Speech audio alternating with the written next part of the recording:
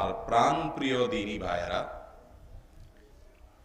আপনারা জানেন আজকের এই রাতটি শুধুমাত্র জুমার রাত না, আজকের রাতের আরেকটা বিশেষ আলোচ্য দিক হলো এ রাতটি 27শে রজব।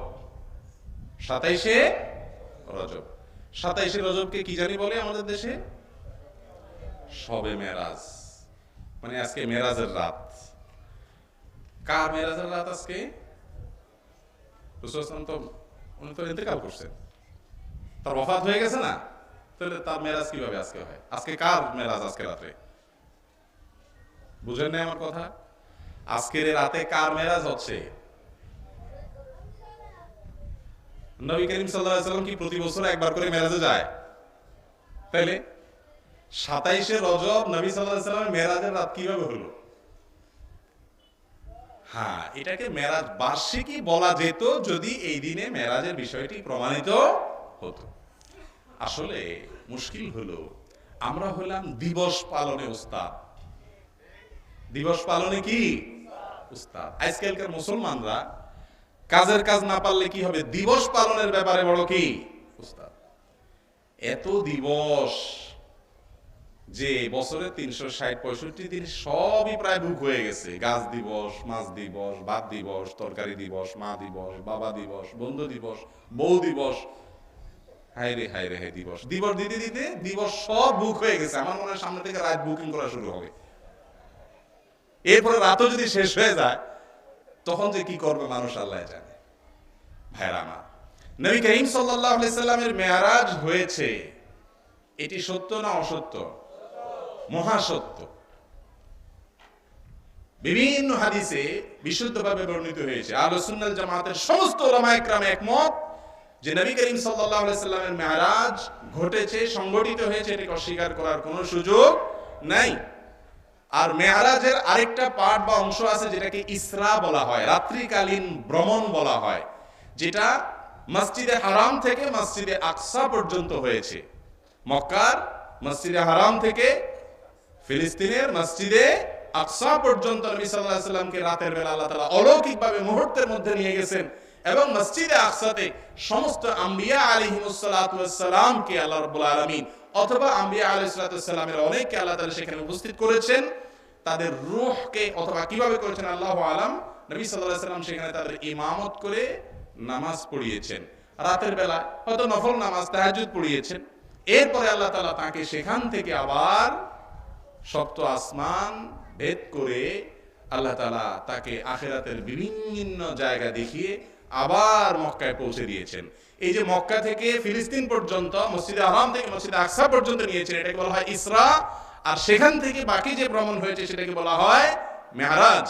এই ইসরা এটা কোরআন দ্বারা প্রমাণিত। এটাকে অস্বীকার করলে সে কাফের, তার ঈমান থাকবে। কোরআন অস্বীকার করলে ঈমান থাকবে? আল্লাহ রাব্বুল আলামিন বলেছেন, সুবহানাল্লাযী আসরা বিআবদিহি লাইলাম মিনাল মাসজিদিল হারামি ইলাল মাসজিদিল আকসাল্লাযী বারাকনা হাওলা। ওই আল্লাহ পবিত্র, যিনি তার বান্দাকে অর্থাৎ মুহাম্মদ সাল্লাল্লাহু আলাইহি সাল্লামকে রাতের কিছু অংশে মক্কার মসজিদে হারাম থেকে ফিলিস্তিনের বাইতুল মুকাদ্দাস পর্যন্ত নিয়ে গেছেন এবং সেখানে আল্লাহর নেয়ামত ইত্যাদি তাকে দেখিয়েছেন। তাহলে ইসরা বা রাত্রিকালীন ভ্রমণ মেরাজের প্রাথমিক অংশ, এটা কোরআন দ্বারা প্রমাণিত। আর পরবর্তী যে অংশ সেটা অসংখ্য সহিহ বিশুদ্ধ এবং প্রসিদ্ধ হাদিস দ্বারাই প্রমাণিত। কিভাবে রাসূল করিম সাল্লাল্লাহু আলাইহি সাল্লামকে আল্লাহ তাআলা এক রাতের মধ্যে এই নবমণ্ডল সব সফর করিয়ে, যেখানে রকেটে যেতে মাসকে মাস, দিনকে দিন লাগে, অনেক সময় লাগে, বহু সময় লাগে, কতদিন লাগে আল্লাহু আলাম, সেখানে শুধু চাঁদের দেশে যেতে এত সময় লাগে। আর নবী সাল্লাল্লাহু আলাইহি সাল্লামকে চাঁদেরও কত উপরে, যেটা হয়তো বিজ্ঞান এখনো আজ করতে পারে নাই, যার কারণে আকাশকে অস্বীকার করে সেই সব আকাশ ভেদ করে রাতের মধ্যে আবার কিভাবে চলে আসে নবী সাল্লাল্লাহু আলাইহি সাল্লাম, বিশেষ করে যখন রকেট টকেট কিছু ছিল না। ভাইরা আমার, এ সকল প্রশ্ন সেই ব্যক্তি করতে পারে যে আল্লাহর জাত সম্পর্কে, আল্লাহর সত্তা সম্পর্কে, আল্লাহর কুদরত সম্পর্কে, আল্লাহ সম্পর্কে যার কোনো ইলম নাই। যে মনে করে আল্লাহ রাব্বুল আলামিন কাদির, সবকিছু করতে সক্ষম, তার জন্য অসম্ভব বলতে কোনো কিছু নাই। যার কোণে সবকিছু হয়ে যায়, তার দ্বারা অসম্ভব কোনো কিছু না। যদিও এখন সায়েন্টিফিক ভাবে এটা অনেকেই প্রমাণ করেছেন যে এটা সম্ভব। এই লক্ষ লক্ষ কিলোমিটার দূরত্ব সফর করে আসা সম্ভব। যাই হোক, সেটা ভিন্ন আলোচনা বিষয়। আমাদের আলোচনার বিষয় হলো নবী করিম সাল্লাল্লাহু আলাইহি ওয়াসাল্লামের মেয়ারাজ হয়েছে, এটা সত্য। তবে তার মেয়ারাজ কোন তারিখে হয়েছে এ সম্পর্কে কোন হাদিসে, রাসূল আকরাম সাল্লাল্লাহু আলাইহি ওয়াসাল্লাম থেকে বর্ণিত কোন বিশুদ্ধ হাদিসে কোন তথ্য পাওয়া যায় না। কবে মেয়ারাজ হয়েছে এটা হাদিসে উল্লেখ নাই, কিন্তু মেয়ারাজ হয়েছে এটা সত্য। এই যে ডেট উল্লেখ নাই, তার কারণ কি? এর কারণ হলো তখন সাহাবায়ে কেরাম আমল খুঁজতেন, দিবস খুঁজতেন না, ডেট ফেট খুঁজতেন না। আর আমাদের হলো সবকিছুর আগে ডেট। ঠিক না ঠিক? একজন পানিতে ডুবে মরতেছে, 10 জন সাইডে দাঁড়িয়ে মোবাইলে ভিডিও করতেছে। এটা হলো সেই যুগ। ঠিক না ঠিক? ভিডিও করাটা, ডকুমেন্ট রেডি করাটা গুরুত্বপূর্ণ, ওকে বাঁচানোটা গুরুত্বপূর্ণ না। এটা সেই যুগ। সাহাবায়ে কেরাম হলে কি করতেন? ঝাঁপ দিয়ে পড়ে আগে লোকটাকে বাঁচাইতেন, ডকুমেন্ট পরে। এখন আমাদের কিছু ঘটলে আগে আমরা ডেটটা সংরক্ষণ করি, কোন দিন ঘটলো, কারণ পরের বছর আবার দিবস পালন করতে হবে। এই জন্য ভাইরা আমার, মেরাজ ঘটেছে, সংগঠিত হয়েছে, এটি সত্য। মেরাজ থেকে নবী করিম সাল্লাল্লাহু আলাইহি সাল্লাম আল্লাহর পক্ষ থেকে অনেক বার্তা নিয়ে এসেছেন আমাদের জন্য, যেগুলো বললে ঘন্টাকে ঘন্টা ব্যয় হবে। আমরা সেদিকে যাব না, শুধু সংক্ষেপে এইটুকু বলি, নবী করিম সাল্লাল্লাহু আলাইহি সাল্লাম মেরাজ থেকে সবচেয়ে গুরুত্বপূর্ণ আল্লাহর যে বিধান নিয়ে এসেছেন সেটার নাম কি? 5 ওয়াক্ত সালাত। ভাইরা আমার, কোন বিধান দেওয়ার জন্য, কোন ফরজ বিধান দেওয়ার জন্য, ইসলামের 5 রকমের কোন রকমের অর্ডার জারি করার জন্য আল্লাহ রাব্বুল আলামিন নবী করিম সাল্লাল্লাহু আলাইহি সাল্লামকে তার কাছে ডেকে পাঠিয়েছেন। সকল বিধান আসছে কার মাধ্যমে? জিবরিলের মাধ্যমে। একমাত্র 5 ওয়াক্ত নামাজ এত গুরুত্বপূর্ণ আমল যে এটা দেওয়ার জন্য আল্লাহ রাব্বুল আলামিন স্বয়ং রাসূলকে তার কাছে ডেকে নিয়েছেন এবং দিয়েছেন। তাহলে বোঝা গেল নামাজের চাইতে গুরুত্বপূর্ণ কোনো কাজ ঈমানদারের জীবনে হতে পারে না। এখন নামাজ পড়ার খবর নাই, কিন্তু শবে মেরাজ উদযাপনে মরিয়া। মেরাজ থেকে কি বার্তা এসেছে সেটার খবর নাই, কিন্তু মেরাজ উদযাপনে আমরা কি মরিয়া। ভাইরা আমার, প্রথম কথা হলো যে মেরাজ কোন তারিখে হয়েছে এটি প্রমাণিত বিষয় না। হাফেজ ইবনে হাজার আল আসকালানী রাহিমাহুল্লাহ নামে একজন ইমাম, একজন বিদ্বান, হাদিস শাস্ত্রের মহাপণ্ডিত মানুষ ছিলেন। বুখারী শরীফের সবচেয়ে বড় এবং অথেন্টিক, সবচেয়ে গ্রহণযোগ্য ব্যাখ্যা গ্রন্থ যিনি লিখেছেন, হাফেজ ইবনে হাজার আসকালানী রাহমাতুল্লাহ আলাইহির নাম জানে না আর আলেম হয়েছেন, এমন কোন আলেমের জন্ম পৃথিবীতে আজও হয়েছে বলে আমার মনে হয় না। কারণ আলেম কিভাবে আলেম হবে যে এত বড় ইমাম, হাদিসের ইমামের নাম জানে না? এটা সম্ভব না আমার মনে হয়।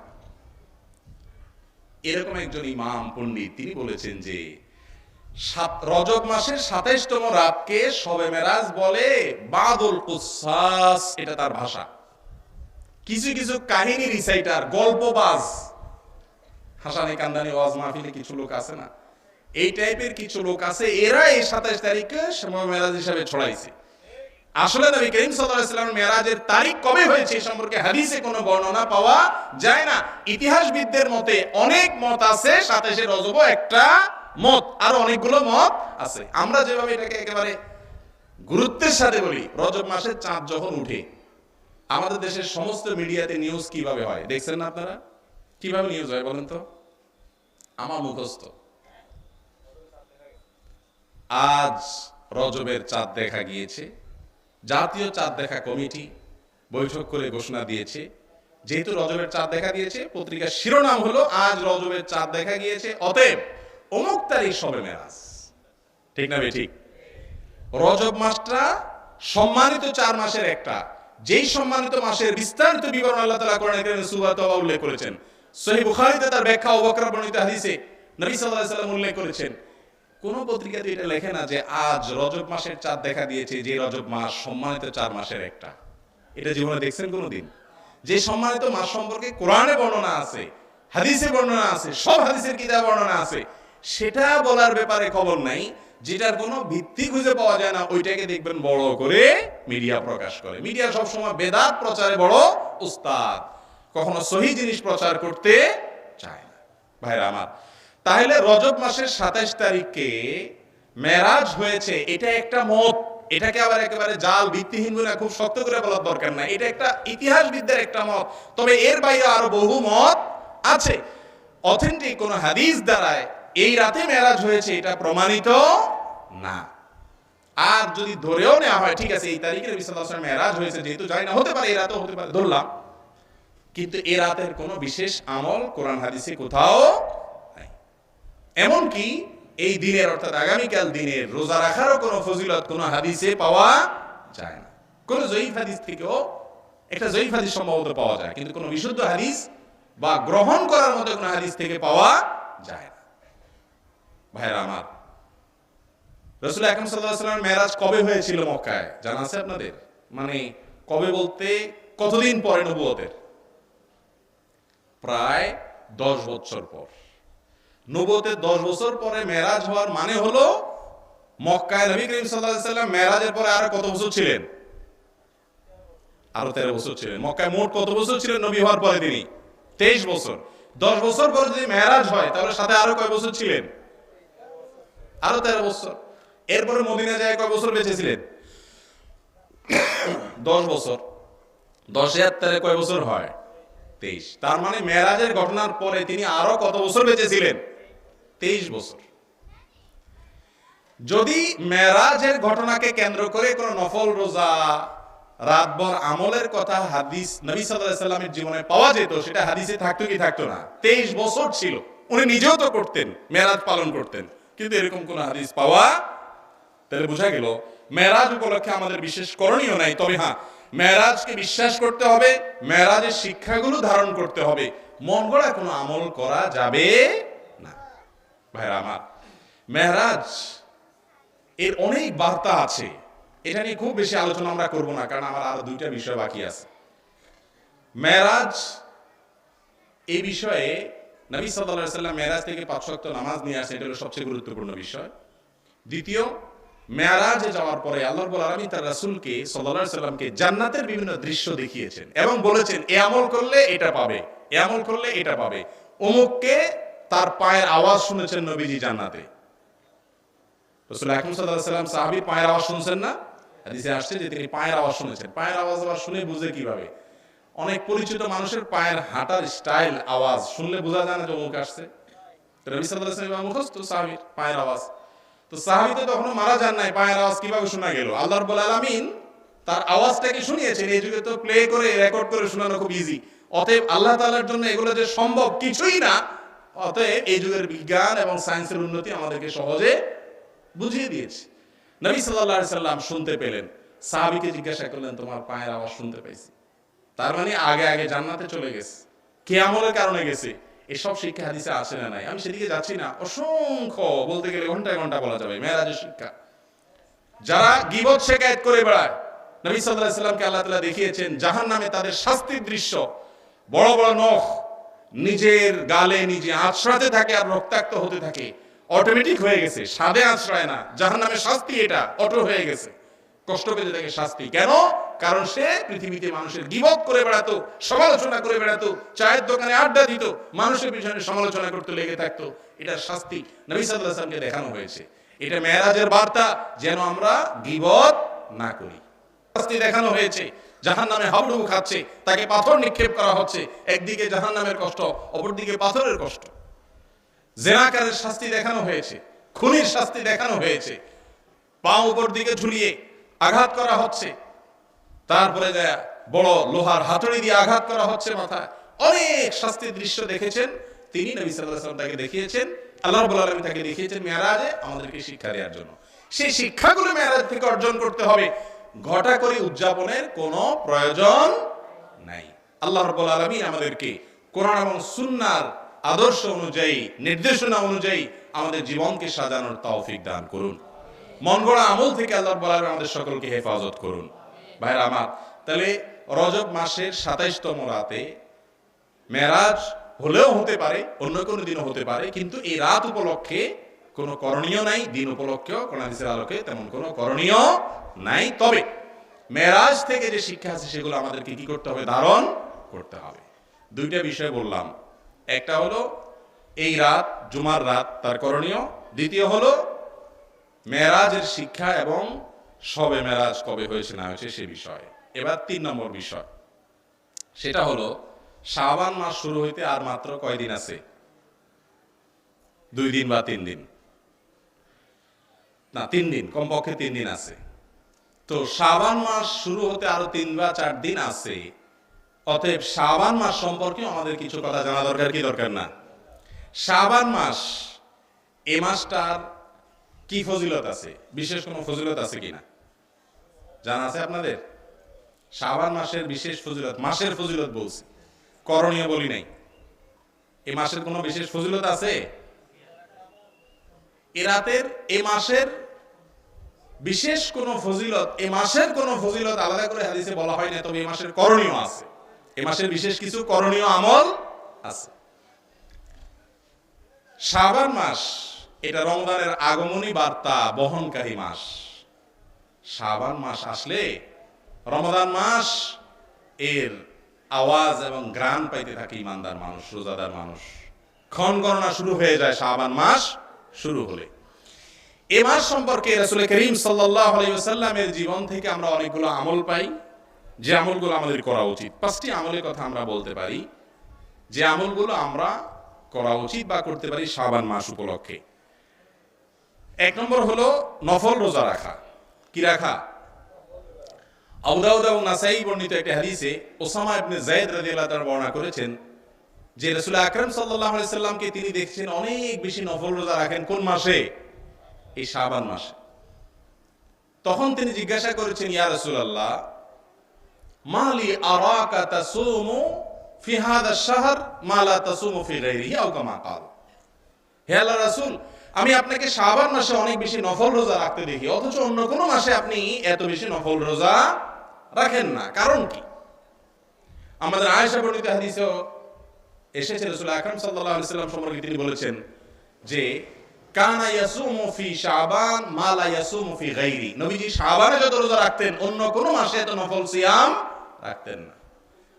কানা ইয়াসুমু শাবান কুল্লাহ, প্রায় পুরো শাবান রোজা রাখতেন তিনি।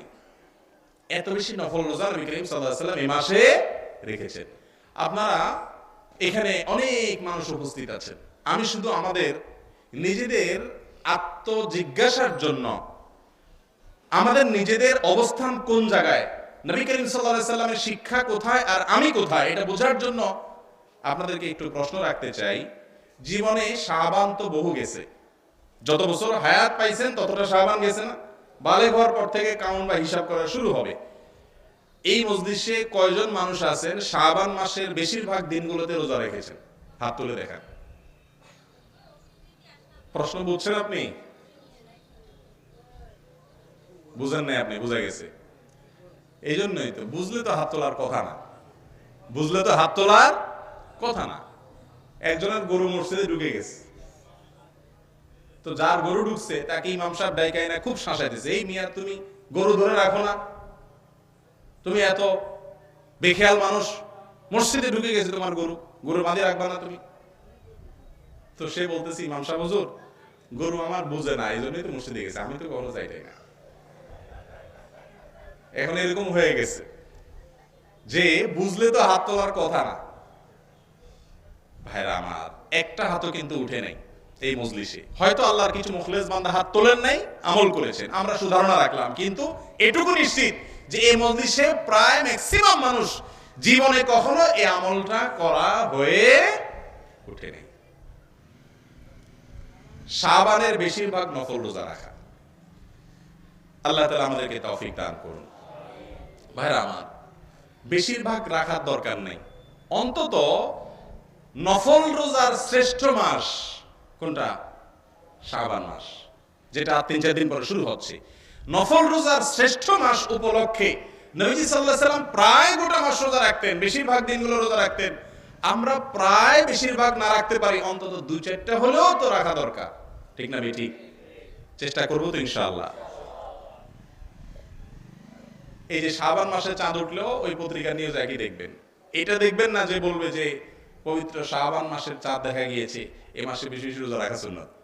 দেখবেন মুহররমের 10 তারিখে পত্রিকার বা বিভিন্ন মিডিয়ার ইলেকট্রনিক মিডিয়ার শিরোনাম দেখবেন, আজ 10ই মুহররম, এই দিনে প্রিয় নবী সাল্লাল্লাহু আলাইহি সাল্লামের দৌহিত্র হযরত হোসেন রাদিয়াল্লাহু তাআলাকে কারবালার ময়দানে মর্মান্তিকভাবে অমুকে শহীদ করেছে। এটা সেই ঘটনা, তো যা ঘটেছে ঘটনা তো অবশ্যই ঘটেছে। নবী সাল্লাল্লাহু আলাইহি ওয়াসাল্লাম দৌহিত্রের প্রতি ভালোবাসা না থাকলে সে তো ইমানদারি না, ইমান নিয়ে তার প্রশ্ন আছে, সেটা আরেক বিষয়। কিন্তু এই দিনে মূল কথা তো এটা না, মূল বিষয় হলো যে এরপরে সংবাদে আসে যে এই দিন উপলক্ষে রাজধানীর বিভিন্ন জায়গায় তাজিয়া মিছিল বের হয়েছে। এখন তাজিয়া মিছিল যদি বের হয়, কয়টা তাজিয়া মিছিল বের হয় আর কয়জন মানুষ থাকে? কিন্তু আশুরার রোজা এই দেশের কতজন মানুষ রাখে? লক্ষ লক্ষ মানুষ রাখে না? আপনারা আশুরার রোজা রাখেন না? তাহলে যেটা লক্ষ লক্ষ মানুষ করে সেটা মিডিয়া বলে না, ওই 2-4 জন করলে সেটা বলে। কারণ মিডিয়া কখনো সঠিকটা প্রচার করতে চায় না, খুব কম, না পারতে কিছু ইসলামিক প্রোগ্রাম করতে হয় তাই করে। ভাইরা আমার, তো বলতেছিলাম যে এই শাবান মাসের সুন্নাহের প্রচার হবে না, আমাদের কি করতে হবে? ইনশাআল্লাহ করবো তো ইনশাআল্লাহ। আপনারা শুনলেন, বাসা বাড়িতে গিয়ে বলবেন, অন্য জায়গায় বলবেন যে শাবান মাস নফল রোজার মাস, সবাই রাখতে পারবে না, অনেকের হার্ট ডিউটি আছে, অনেকের কষ্ট হয়, অনেকে অসুস্থ আছেন, যাদের তৌফিক আছে তারা রাখবে, কিন্তু আমলটা চালু হওয়া দরকার। এত বিশাল মজমার মধ্যে একটা হাত উঠলো না যে নবী সাল্লাল্লাহু আলাইহি ওয়াসাল্লাম এই হাদিসটার উপর আমল করেছেন, এটা আফসোসের বিষয় না? অতএব এই যে মাস শুরু হলো, জীবনে কোনো শাবানে করতে পারেন নাই, এই শাবানটাকে নবী করিম সাল্লাল্লাহু আলাইহি সাল্লামের এত গুরুত্বের সাথে করা আমলটা অন্তত 2-4 দিন হলেও করবো ইনশাআল্লাহ। করবো তো? যারা নিয়ত করেছেন হাত তুলেন তো দেখি, বুঝে হাত তুলেন। জি, আল্লাহ তাআলা আমাদের সবাইকে তৌফিক দান করুন। তাহলে শাবান মাসের 1 নম্বর করণীয় হলো বেশি বেশি কি রাখতে হবে?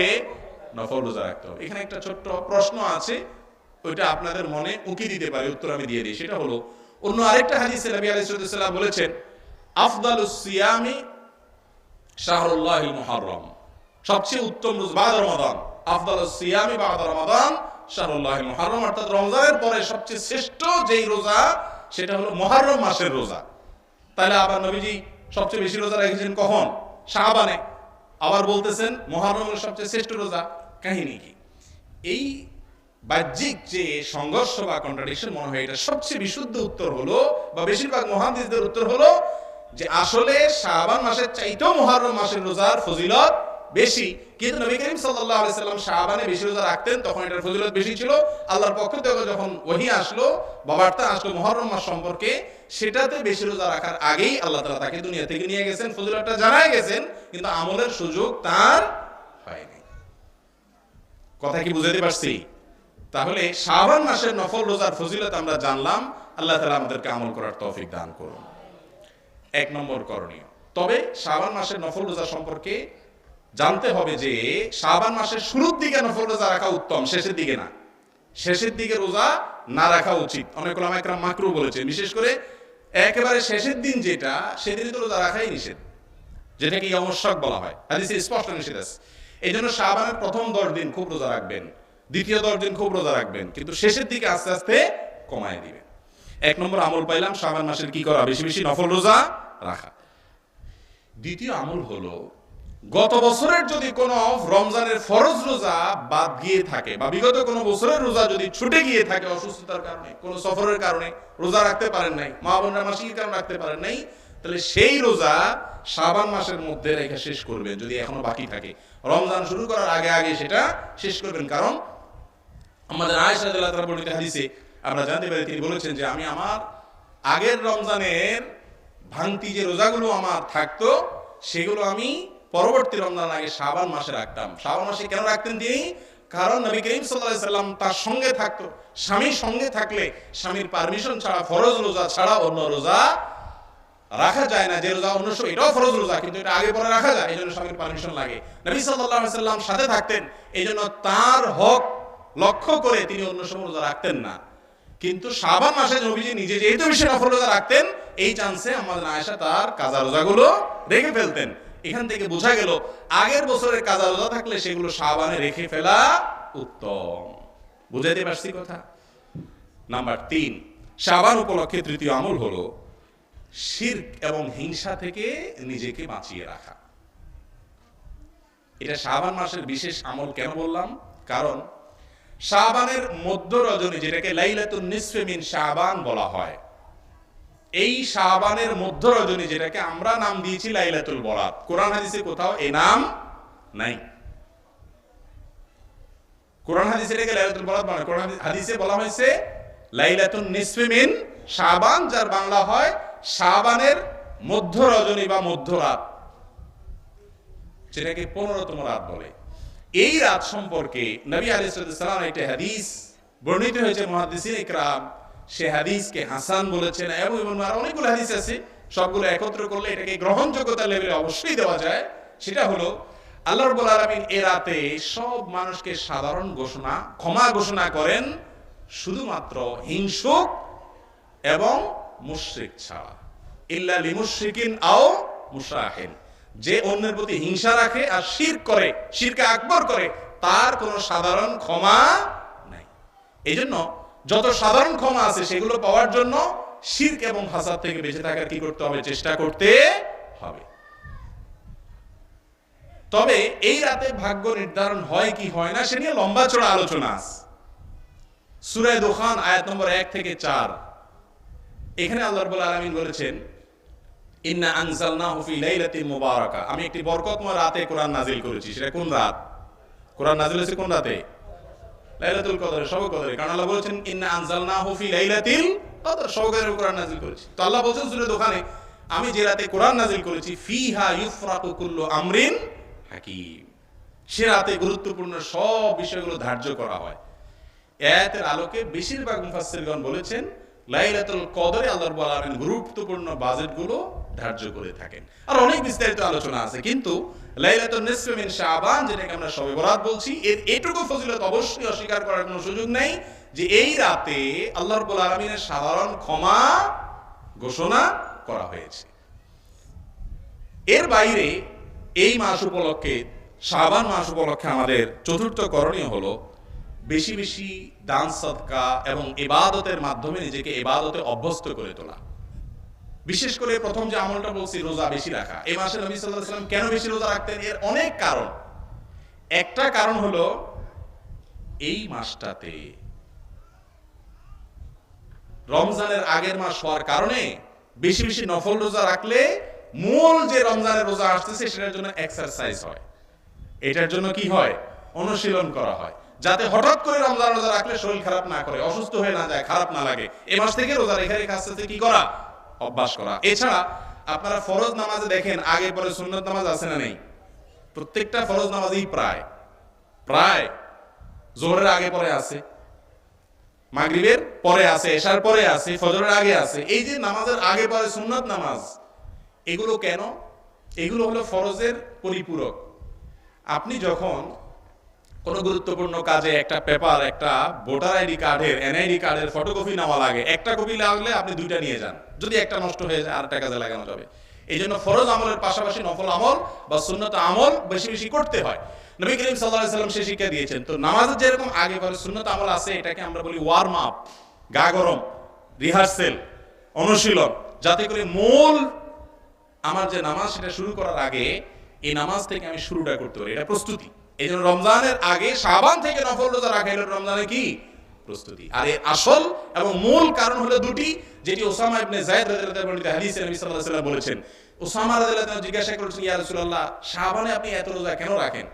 অন্য মাসে তো দেখি না। তখন নবীজি বলেছেন দুই কারণ। কয় কারণ? দুটি কারণ। নাম্বার 1, তিনি বলেছেন যাকা শাহরুন ইয়াগফুলুন নাসু আনহু বাইনা রজব ওয়া রমাদান। কারণ শাবান মাস এমন মাস, যেই মাসটি দুইটা ফজিলতপূর্ণ মাসের মধ্যখানে একটা সাধারণ মাস। এই মাসের আগের মাসটা হলো রজব, যে রজব মাসটা হলো সম্মানিত 4 মাসের একটা, আর এই মাসের পরের মাসটা হলো রমাদান, যেটা সারা বছরের শ্রেষ্ঠ মাস, সাইয়্যিদুশ শুহুর, সকল মাসের সেরা মাস। তো সেরা মাস আর সম্মানিত মাস, দুই পাশে দুইটা, মাঝখানে শাবানের বিশেষ কোনো মর্যাদা নাই। এই জন্য মানুষ এই মাসে নাকে তেল দিয়ে ঘুমায়, বিশেষ কোনো আমল করে না। নবীজি বলেছেন যেহেতু কেউ এই মাসে তেমন কোনো আমল করে না, গাফলতিতে থাকে, সেজন্য আমি এই মাসে বেশি বেশি নফল রোজা রাখি। কারণ যে সময়টাতে, যে আমলটা থেকে মানুষ গাফেল থাকে, ওইটা করার ফজিলত অনেক বেশি। ইমাম সাহেবকে সবাই সালাম দেয়, চেয়ারম্যান সাহেবকে, কমিশনার সাহেবকে, মেম্বার সাহেবকে, ওসি সাহেবকে সবাই সালাম দেয়।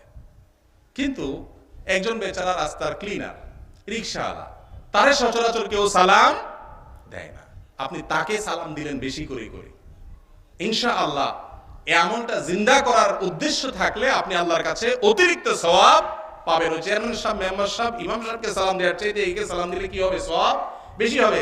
কারণ নবী সাল্লাল্লাহু আলাইহি ওয়াসাল্লাম হাদিস থেকে বোঝা যায় যে আমলের ব্যাপারে মানুষ গাফেল থাকে, ওই আমল যদি মানুষ করে তাহলে তার ফজিলত একটু বেশি। তাহাজ্জুদের সময়, ভোর রাত, এই সময় তো সবাই ইবাদত বন্দেগীতে মশগুল থাকে, তাই না? ভোর রাতে সবাই খুব ইবাদত বন্দেগী, রোজাদারি, নামাজ এগুলা করে না? ভোর রাতে সারা দেশে মানুষ কি করে? তেল ছাড়া ঘুমায়, নাকে তেল দেয়া ছাড়া ঘুম। কারণ এমনি ঘুম আসে, নাকে তেল দেয়া লাগে না। অন্য সময় ঘুম না আসলে ওই টাইমে এত ঘুম আসে, রাত্রে ঘুম আসে না, ছটপট ছটপট। কারণ ওই যে মোবাইলে মুনাজাত, দুই হাতে এভাবে করে মুনাজাত ধরে না যুবকরা, এই মুনাজাতে এক মুনাজাতে ঘন্টাকে ঘন্টা পার হয়ে যায়। সুবহানাল্লাহ। মোবাইল মুখের উপরে পড়ার আগ পর্যন্ত ঘুম নাই, ঠিক না? ঠিক এই মুনাজাতে রাতকে রাত পার হয়ে যায়। এরপরে মুনাজাত করে যখন রাখছে, কি দেখলাম লাল নীল এগুলো ভাবতে ভাবতে আর ঘুম আসে না, ঠিক না? ঠিক। আর শয়তানও ঘুমাইতে দেয় না। শয়তানকে থাম, এখন ঘুমাইলে তো ফজরের সময় তোর ঘুম ভেঙে যাবে, তোরা এখন জায়গায় রাখতে হবে, কারণ তোরা জাহান্নামে আমার ডিউটি। এই জন্য শয়তান ঘুমাইতে দেয় না। আর ভোর রাত্রে হলে দেখবেন কি আরাম, ঘুম কি টেনে ধাক্কা দিয়ে উঠানো চায় না, ঠিক না? ঠিক। এগুলো বাস্তব ঘটনা না ভাইরা আমার? রাসূল করিম সাল্লাল্লাহু আলাইহি ওয়াসাল্লাম বলেছেন রহস্য, কেন ভোর রাতে এত গভীর ঘুম আসে? কারণ মিস্টার ইবলিস তখন আপনাকে ঘুম পাড়ানোর জন্য যা যা দরকার, হয়তো হাত পা উঠিবে, তিনটা গিরা মারে এই কপালে। শয়তান শয়তানের গিরা তো দেখবেন না আপনি, অদৃশ্য গিরা, এই গিরাগুলা মারে যাতে মানুষ ঘুমাইতে পারে। একটা মজার তথ্য দিই আপনাদেরকে, শয়তান কপালে গিরা মারলে ঘুম ভালো হয় কেন, অলস হয় কেন, নামাজ পড়তে পারে না কেন? ওই যে আকুপ্রেশার নামে একটা ট্রিটমেন্ট বাইরে হয়েছে না, এখন অনেক আগে থেকে আছে, আমাদের দেশেও আছে। এটা ম্যাসাজের মাধ্যমে ট্রিটমেন্ট করে। তো একবার ঘুমের সমস্যা দেখা দিল একজন আলেমের ঢাকায়, কোনো ওষুধ বড়িতে কাজ হয় না। তো এরকম একজন ডাক্তার ছিল আকুপ্রেশারের। আমি ওনাকে বললাম যে ভাই, এই ভাইয়ের ঘুম হয় না, অনেক ডাক্তার দেখাইছেন, কোনো কাজ হয় না, ওষুধ খেয়ে ঘুম আসে না, আপনি কিছু পারবেন না? বলে হ্যাঁ ইনশাআল্লাহ, আল্লাহর ভরসা করে আমার মাসাজে আমি ঘুম পাড়াই দিব। ঠিকই বেচারা ঘুম পাড়াই দিয়ে আসছে। আমি কি করলেন, আমার শিখাই দেন। তখন বললো যে এই কপালে বিশেষভাবে মাসাজ করলে ঘুম আসে। আমি তখন চিন্তা করলাম, ইবলিসে শয়তানে গিরা দেয় এই জায়গায়, আর এই বেটা বলে এই জায়গায় মাসাজ করলে ঘুম আসে, তাইলে তো ঠিকই মিলে যায়, আল্লাহু আলাম। কিন্তু এই থিওরি কিছুটা মিলে যায়। আর আমিও পরীক্ষা করে দেখেছি যে হ্যাঁ, কপালের এখানে যদি হালকা হালকা করে মাসাজ করা হয়, বিশেষ করে আপনার এই ভুরুর এখানে, তখন আস্তে করে চোখটা বন্ধ হয়ে আসে, ঘুমটা বেশি আসে। দেখেন, আমি তো প্রায় পরীক্ষা করে দেখেছি, মিলে গেছে। তাহলে শয়তান তিনটা গিরা দেয় মানুষকে, কেন? যাতে ভোর রাত্রে আপনি উঠতে না পারেন। দেখেন ফজরের সময়, বিশেষ করে শীতের দিনে কম্বল গায়ে দিলে যেই ঘুমটা হয়, তখন মনে হয় এই কম্বল সরাই উঠলে আমি মরে যাব, এরকম মনে হয় না? কি আরাম! সুবহানাল্লাহ। আল্লাহর এই দুনিয়াতে যদি আরাম সবচেয়ে বেশি উপলব্ধি হয়, ওই ফজরের সময় ঘুম। কারণ সন্ধ্যা রাত্রে ঘুম না আসলে এটা আমি মিস্টার ইবলিস হাত পা টিপে, কপাল টিপে, আকুপ্রেশারের আপনার আইটেম ট্রিটমেন্ট প্রয়োগ করে আপনাকে ঘুম পাড়াবেই পাড়াবে, ঠিক না? ঠিক। একটু হিম্মত করে যদি কম্বলটা ফালাই দিয়ে আপনি উঠে যেতে পারেন, নবী সাল্লাল্লাহু আলাইহি ওয়াসাল্লাম বলেন যে সাথে সাথে একটা গিরা খুলে যায়। এবং খেয়াল করবেন, কম্বল ফালায়া শীতের দিনে যদি উঠে দাঁড়ায় যেতে পারেন, দেখবেন যে শরীর অর্ধেক পাতলা হয়ে গেছে। এতক্ষণ মনে হচ্ছিল যে মরে যাবো, কেন মনে হয় না, আলহামদুলিল্লাহ হিম্মত হয়েছে। এখনো দুইটা গিরা বাকি আছে। এই জন্য শয়তান বলে, উরি বাবা যে ঠান্ডা, পানিতে কেমনে হাত দিলেই শেষ। তখন যদি হিম্মত করে হাতে হাতে গোছায়া যায়, বিসমিল্লাহ বলে টেপে হাত ঢুকে দিতে পারেন, দেখবেন কই কিছুই না, নাথিং। ওযু করার পরে দেখবেন ফ্রেশ হয়ে গেছে অর্ধেক, ঠিক না? ঠিক। গিরা আরেকটা রয়েছে। তখন এবার ইবলিস বুঝায় যে শীতের দিন বাসায় পড়লেও তো হয়ে যায়, মাসলা আছে তো, মাসলা আছে। তখন ইবলিস মুফতি হয়ে যায়, হয়ে আপনার ফতোয়া দেয় যে বাসায়ও তো আছে, হাদিসে আছে তো, বাসায়ও পড়া যায় নামাজ। কিন্তু আপনি যদি হিম্মত করে বাইরে হয়ে যান, না বাসায় কেন পড়বো, 1-27 সালাতুল জামাআতে তাফদুলু সালাতাল ফজর বি 87 দারাজা, একা নামাজ পড়াতে সাথে জামাতের নামাজ পড়লে 27 গুণ বেশি সওয়াব হয়। আপনি জামাতের জন্য মসজিদে চলে আসলেন, এরপরে দেখবেন মসজিদ থেকে নামাজটা পড়ে যখন বাসায় যান, সুবহানাল্লাহ, কোন আর গিরাটিরা থাকে না, শয়তান সব গিরা শেষ, নস্যাৎ করে দিলেন, আপনি জিতে গেলেন। তখন ফজর নামাজ পড়ে বাসায় যাওয়ার সময় দেখবেন কি ফ্রেশ মনে হয়। পরীক্ষা করে দেখেন, মেন্টালি মনে হয় কি ফ্রেশ। অথচ কম্বলে যখন ছিলেন, উঠবো উঠবো অ্যালার্ম বন্ধ করেন, আবার মোবাইলে বাজে, আবার বন্ধ করেন, এরপরে পারলে মোবাইলটা বন্ধ করে ফেলা দিতে চান, কি কষ্ট। কিন্তু উঠে যখন ওযু করে নামাজটা পড়ে বের হন, মাশাআল্লাহ, মনে হয় পুরো শরীর কি হয়ে গেছে, পাতলা হয়ে গেছে। ঠিক না ঠিক? নবী আলাইহিস সালাম বলেছেন ফাসবাহা নাশীতান নাফস, ফজর নামাজটা পড়ার পরে শরীর সবচাইতে ফ্রেশ হয়ে যায়, ফুরফুরে হয়ে যায়। আর যে কমবখ্ত শুয়ে থাকে 7টা 8টা 9টা বাজে উঠে, ফাসবাহা খাবিসান নাফস, তার সকাল হয়, তার গোটা মনন মানসিকতা, তার মনস্তত্ত্ব সবটা নোংরা থাকে, বের হতে থাকে, ও স্যাড ব্যাড কইতে কইতে অফিসে যায়। কথা কি বুঝাতে পারছি? আল্লাহ তাআলা আমাদেরকে ফজরের গুরুত্ব বুঝার তৌফিক দান করুন। ভাইরা আমার, সবচেয়ে ক্রিম মুসল্লি, সবচেয়ে ক্রিম মুসল্লি, দামি মুসল্লি হলো ওই মুসল্লি, যে মুসল্লি, ওই মুক্তাদি, যে মুক্তাদি ফজর নামাজ জামাতের সাথে পড়তে আসে। সারা দেশে মসজিদগুলোতে সবচেয়ে বেশি সংখ্যক মুসল্লি মসজিদে ফজরের সময় থাকে, তাই না? ফজরের সময় থাকে না? সবচেয়ে কম থাকে কেন? বেশি থাকার কথা তো। জোহরের সময় অফিসে, বাজারে, মাগরিবেও বাইরে, এশায়ও বাইরে হতে পারে, আসরেও বাইরে থাকতে পারে, ফজরের সময় তো সবাই মহল্লায় আছে না নাই? তাহলে এই সময় মুসল্লি তো সবচেয়ে বেশি থাকার কথা, কিন্তু সংখ্যা সবচাইতে, কারণ গোটা এলাকার প্রত্যেকটা ঘরে ঘরে প্রত্যেক ব্যক্তির পিছনে ইবলিসের বাহিনী লেগে গেছে হাত পাটি পাতে। চান্দু ঘুমা, কারণ তোর জাহান্নামে নেওয়ার আগ পর্যন্ত আমার ডিউটি শেষ হবে না। আল্লাহ তাআলা আমাদের সবাইকে ফজরের নামাজের ইহতিমাম করার তৌফিক দান করুন। ভাইরা আমার, শাবান মাস সম্পর্কে বলতে বলতে এদিকে গেছে। বলছিলাম যে ভোর রাতটাতে মানুষ গাফেল থাকে, ঘুমায় থাকে, এই জন্য ওই টাইমে দাঁড়িয়ে কেউ তাহাজ্জুদ পড়লে তার মর্যাদা, পৃথিবীতে যত নফল নামাজ আছে তার মধ্যে সবচাইতে বেশি তাহাজ্জুদের মর্যাদা। ঠিক না ঠিক? কারণ এই টাইমে মানুষ কি থাকে? গাফেল হয়ে শুয়ে থাকে। এই টাইমে আল্লাহর সাথে কথোপকথনের ফজিলত বেশি, আল্লাহ দুনিয়ার আসমানে নেমে আসেন।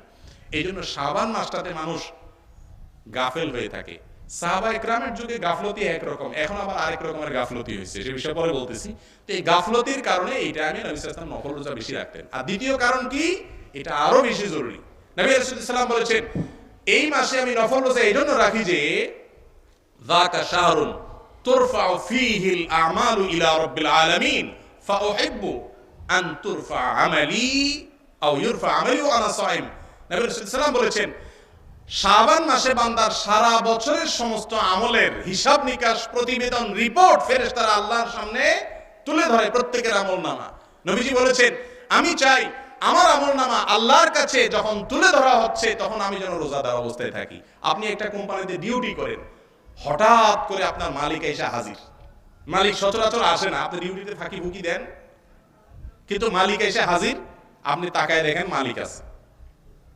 আর যখন মালিক এসে হাজির হয়েছে তখন আপনি খুব সিরিয়াসলি কাজ করতেছেন, আসলে আপনি ফাঁকিবাজ নাম্বার 1, কিন্তু ওই টাইমে খুব ধুমসে কাজ করতেছেন, আর পিছে তাকায় দেখতেছেন মালিক এসে দাঁড়া রয়েছে, তখন আপনার কাছে কেমন লাগবে?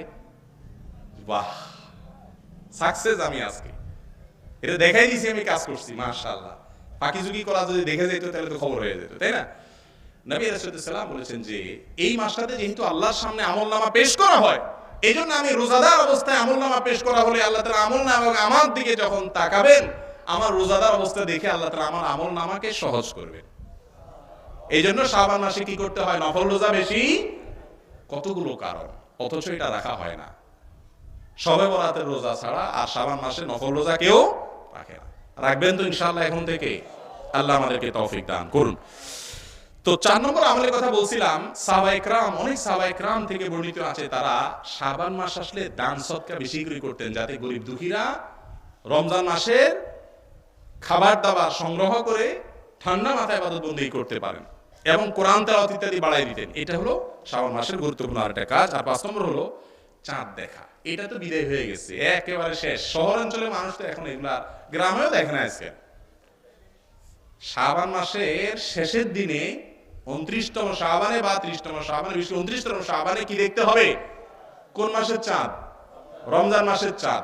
চাঁদ দেখা এটা গুরুত্বপূর্ণ আমল। নবী আলাইহিস সালাম বলেছেন, সুমু লিরুইয়াতিহি ওয়া আফতিরু লিরুইয়াতিহি। তোমরা চাঁদ দেখে রোজা রাখো, চাঁদ দেখে ইফতার করো অর্থাৎ ঈদ করো, তাহলে চাঁদ দেখা নবী সাল্লাল্লাহু আলাইহি ওয়াসাল্লাম নির্দেশ কি নির্দেশ না? এখন আমাদের সবাই কন্ট্রাক্টরে দিয়ে দিছি হেলাল কমিটিকে যে আপনারা দেখেন। এখন চাঁদ খুঁজে মানুষ ফেসবুকে, ঠিক না ভাই? ঠিক। একসময় টিভিতে খুঁজতো, এখন আর টিভির বেল নেই, এখন টিভি জায়গা দখল করছে কে? ফেসবুকে। এখন চাঁদ দেখা গেছে কিনা শুধু নিউজ ফিড খুঁজে, যে গেলে তো নিউজ আসবে। ভাইরা আমার, চাঁদ তালাশ মোবাইলে না, করতে হবে আকাশে। কোথায় করতে হবে? চাঁদ দেখার দোয়া আছে, আল্লাহুম্মা আহিল্লাহু আলাইনা বিল আমনি ওয়াল ঈমান ওয়াস সালামাতি ওয়াল ইসলাম রাব্বি ওয়া রাব্বুকাল্লাহ। চাঁদ দেখার দোয়া। আপনি যদি চাঁদ ওখানে না দেখেন, ফেসবুকে চাঁদের একটা ছবি দিয়ে একজন নিউজ দিল চাঁদ রমজানে চাঁদ দেখা গেছে, আপনি ওখানে দেখে দোয়া পড়লে হবে? তাহলে কি দেখতে হবে? আকাশে দেখতে হবে। এই আমলটা দুনিয়া থেকে বিদায় হয়ে গেছে। শহরে তো দেখারই সুযোগ নেই, যে সব বিল্ডিং উঠে কোত্থেকে চাঁদ দেখবে? এই জন্য চেষ্টা করবেন অন্তত খোঁজার। এই খোঁজার চেষ্টাটাও যদি করেন, একটা সুন্নাতের উপর আমল করার চেষ্টা করেছেন, সেজন্য ইনশাআল্লাহ কি হবে? সওয়াব হবে। এখন দিনদাররা, প্র্যাকটিসিং মুসলিমরাও চাঁদ দেখার আমল করে না, খোঁজার চেষ্টাই করে না, হারাই গেছে আমলটা। এমন নির্ভর হয়েছে হেলাল কমিটির উপর। ভাই, হেলাল কমিটি যে ঘোষণা দিবে, সেটাও তো আমরা দেখে সংবাদ দিলে সেটা ঘোষণা দিবে। আমরা যদি সবাই দেখা ছেড়ে দেই, তখন তো ওই যে রাত 12টা বাজে ঘোষণা আসবে কাল সকালে ঈদ, ঠিক না? ঠিক। এই জাতির জন্য এই ঘোষণা আসবে না তো কি আসবে? যে জাতি মোবাইলে চাঁদ খুঁজে আকাশে চাঁদ দেখে না, তাদেরকে 12টা 1টায় রমজানের সংবাদ, চাঁদের সংবাদ দেয়াটাই কি স্বাভাবিক। আল্লাহ তাআলা আমাদেরকে চাঁদ দেখার আমলটা করার তৌফিক দান করুন। তাহলে এই আমলগুলো হলো শাবান মাস উপলক্ষে। সর্বশেষ যে বিষয় বলতে চাই তা হলো রমাদানের প্রস্তুতি। রমজান চলে আসছে না? রমজানের প্রস্তুতি আমাদেরকে নেওয়া লাগবে কি লাগবে না? রমজানের প্রস্তুতি সম্পর্কে আমরা বলবো 11টি প্রস্তুতির কথা। ভাইরা আমার, কোরআনে কারিমে আল্লাহ রাব্বুল আলামিন বলেছেন, ওয়ালাউ আরাদুল খুরুজ লা আ'আদ্দু লাহু উদ্দাহ। একটি জিহাদের সফরে কিছু লোক মদিনা থেকে যায় নাই, মদিনায় বসেছিল। পরবর্তীতে নবীজি সাল্লাল্লাহু আলাইহি সাল্লাম যখন ফিরে আসলেন, আল্লাহ তাআলা আয়াত নাযিল করলেন। কিছু মুনাফিক কিছু অজুহাত বাইর করলো, বলল ইয়া রাসূলুল্লাহ আমরা এই জন্য যাই না, ওই জন্য যাই না। আল্লাহ বলেছেন কোরআন নাযিল করে, তারা যদি এই সফরে ইবাদত করার উদ্দেশ্য, সৎ উদ্দেশ্য যদি থাকতো, তাহলে আগে থেকে তারা প্রস্তুতি নিত। তারা প্রস্তুতি নেয় নাই, বোঝা গেল তাদের আসলে জিহাদে যাওয়ার উদ্দেশ্যই ছিল না। রমাদান মাস মুমিনের ইবাদত এবং আমলের সিজন, মৌসুম। আমি যখন দর্না মাদ্রাসায় পড়ি, কালেক্টরেট মার্কেটে আমার এক চাচার একটা কাপড়ের দোকান ছিল। ঈদের 2-4 দিন আগে, যেহেতু কাজকাম নাই, পড়াশোনা নাই, মাদ্রাসা বন্ধ, তো আমি চাচার সাথে একটু হেল্প করতাম দোকানদারিতে। একবার চাচার দোকানে দুপুরের খানা আসছে বাসা থেকে, টিফিন বাড়ি। আমি ছোট মানুষ, ক্ষুধায় চিনচিন করতেছে, 3টা বাজে, 3:30 বেজে গেছে। চাচাতে বাড়ির দিকে তাকায়ও না, শুধু বেঁচে আর বেঁচে। ঈদের আগের দিন বললাম, চাচা খাবেন না দুপুরে? আমারে বলে, বেটা খাওয়া তো 12 মাস খাওয়া যাবে, জনমের খাওয়া খাইস কালকে সকালে ঈদের পরে, এখন খাওয়ার সময় নাকি? এখন তো সিজন, সারা বছরের বেচা আজকে বেচতে হবে। ডাল সিজনের ক্ষতি, একদিন বেচা পোষায় ফেলতে হবে, আজকে খাওয়ার টাইম আছে নাকি বেটা?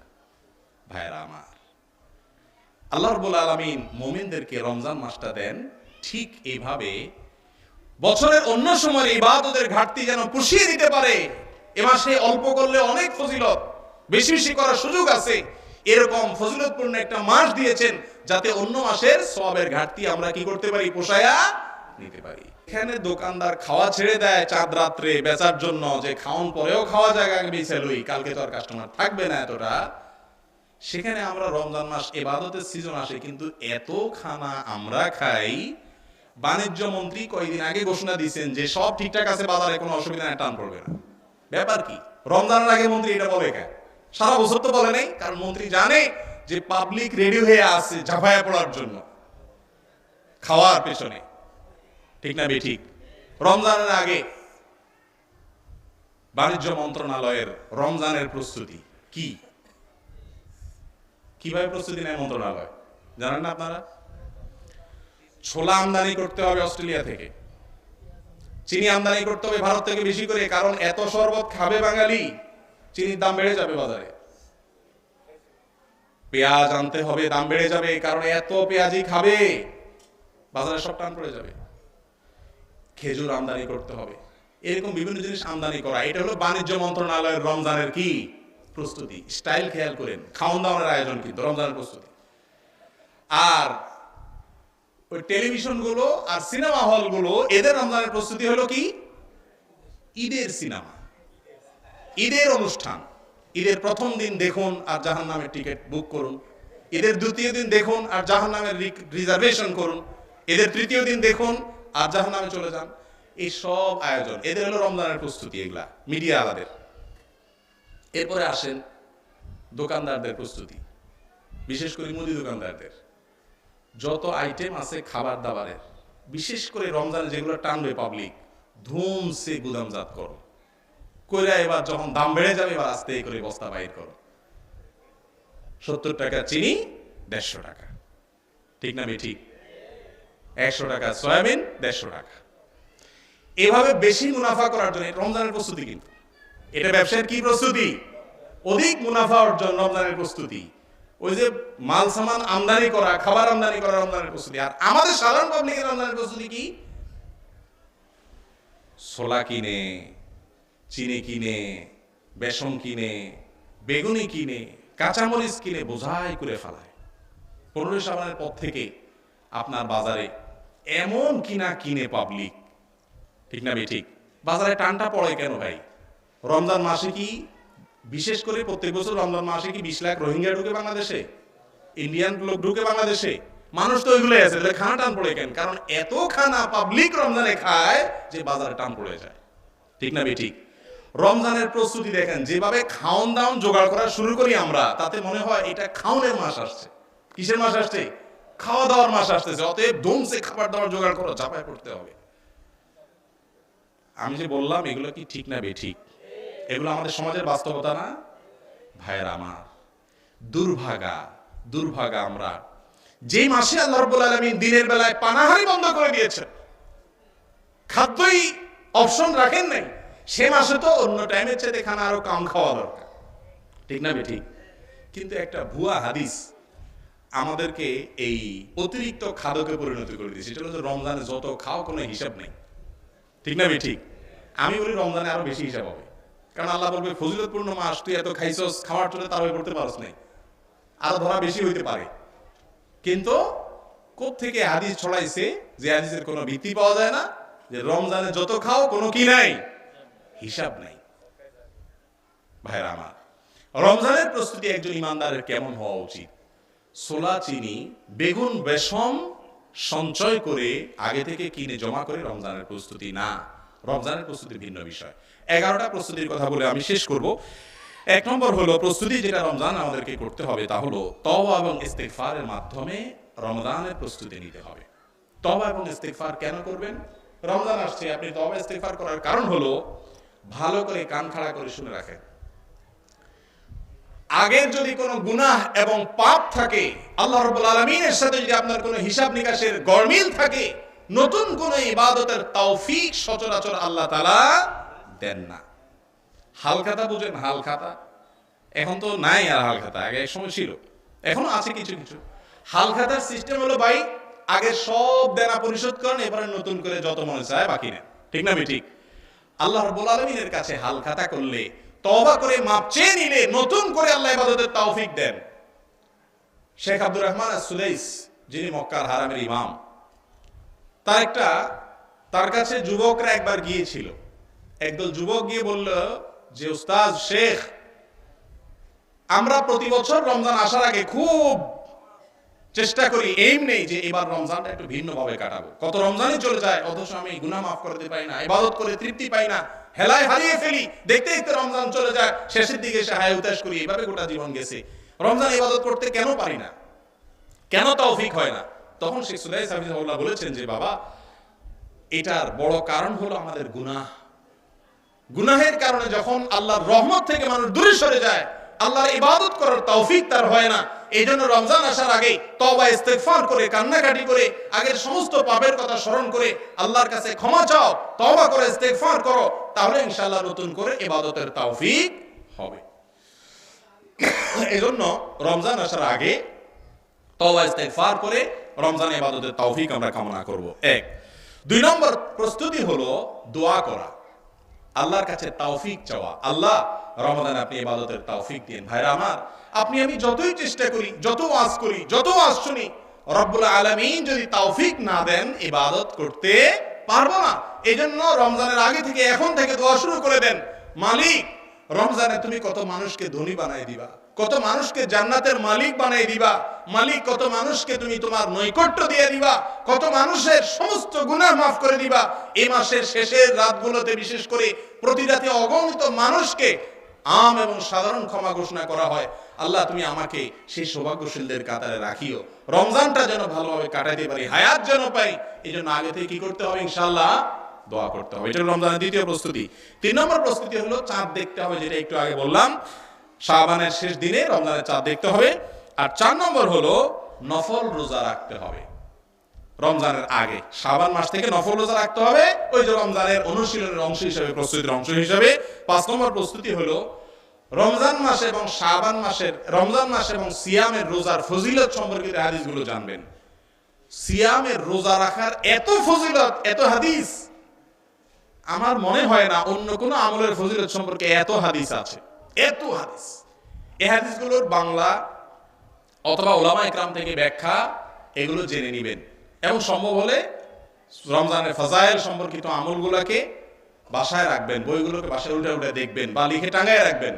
কারণ ফজিলত যত বেশি শুনবেন তত বেশি আমলের কি হবে? যৌক এবং আগ্রহ তৈরি হবে।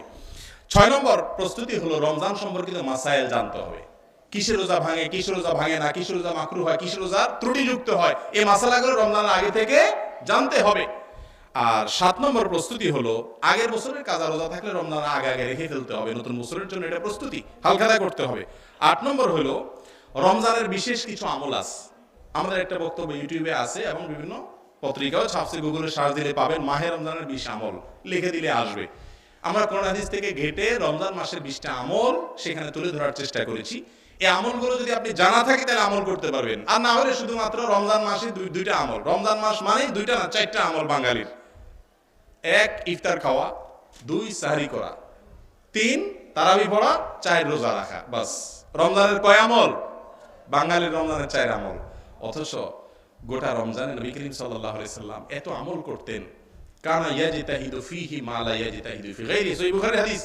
আমাদের আয়েশা বলেছেন নবী সাল্লাল্লাহু আলাইহি সাল্লাম রমজানের শেষ 10 দিন আসলে এত ইবাদত করতেন, এত কষ্ট করতেন, এত সাধনা করতেন, বছরের অন্য কোনো সময় করতেন না। সাদ্দা মিজারা, তিনি তার কোমর বেঁধে নামতেন ইবাদত বন্দেগীতে।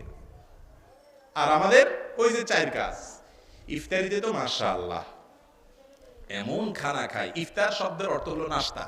ইফতার হলো আরবি, এটার বাংলা অর্থ কি? 12 মাস আমরা 11 মাস নাস্তা খাই কি খাই না? রমজান ছাড়া বাকি 11 মাস নাস্তা খাই না? সেই নাস্তায় কি আইটেম থাকে বলেন? সাধারণত চা বিস্কিট, আর একটু ভারী হলে রুটি ভাজি, আলু ভাজি, সাথে একটা ডিম পোস বা পরোটা। পরোটা পায়াই খেলেন, খিচুড়ি খাইলেন বেশিতে বেশি, এর বেশি তো না। কিন্তু রমজান মাসে ইফতারিতে ওয়াহ রে ওয়াহ, গরিব হইলেও 5-7 আইটেম, ঠিক না ঠিক? খাইতে খাইতে খাইতে খাইতে মানে বাস্ট হওয়ার মতো উপক্রম, তারা ভিতরে যায় হাঁফাইতে থাকে, ঠিক না ঠিক? ভাইয়ের আমার, রমাদানের উদ্দেশ্যই ব্যাহত হয়ে যায়, যেন খাওয়ার মাস আসছে, ইবাদতের মাস আসে।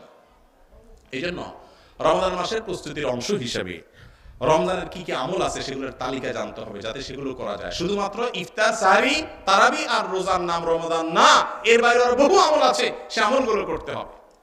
রমজান মাসের সবচেয়ে গুরুত্বপূর্ণ আমলগুলোর মধ্যে থেকে একটা, নফল গুরুত্বপূর্ণ আমলগুলোর মধ্যে থেকে একটা হলো রমজানের শেষ দশকে ইতিকাফ করা। এটা তো সমাজ থেকে একেবারে ধুইয়া মুছা বিদায় হয়ে গেছে, ঠিক না ঠিক? এখন টাকা দিয়ে ইতিকাফে লোক রাখে, ঠিক না ঠিক? বুড়া যে বেচারার বাইরে কোথাও যাওয়ার কোনো রাস্তা নাই, বন্ধু নাই, বান্ধব নাই, কিছু নাই, এর ধরে এনে বান্ধে মসজিদে বয়ে দেয়, বসে থাকেন আপনি চাচা মিয়া, ঠিক না ঠিক? যুবকদের এখন আর সময় নাই ইতিকাফ করা। অথচ ইতিকাফের ইবাদতের যে স্বাদ, আল্লাহর কসম করে বলছি, ইতিকাফ যদি আপনি করেন মনে হবে আল্লাহর রহমতের চৌকাঠে আপনি মাথা রেখেছেন, এত আনন্দ মনে হবে, এত স্বাদ।